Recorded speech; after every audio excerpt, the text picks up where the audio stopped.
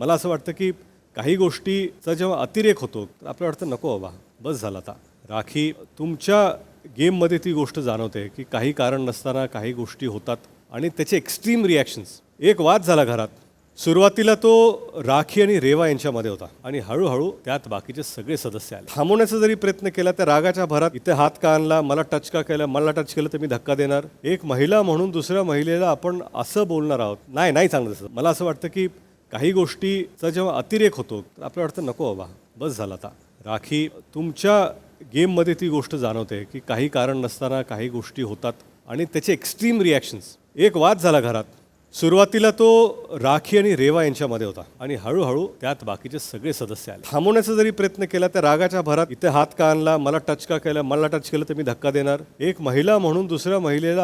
मराठी कला विश्वातील अशाच अपडेट जाणून घेण्यासाठी तुम्ही आमचं चॅनल टेलीचक्कर रिजनला नक्कीच सबस्क्राईब करा.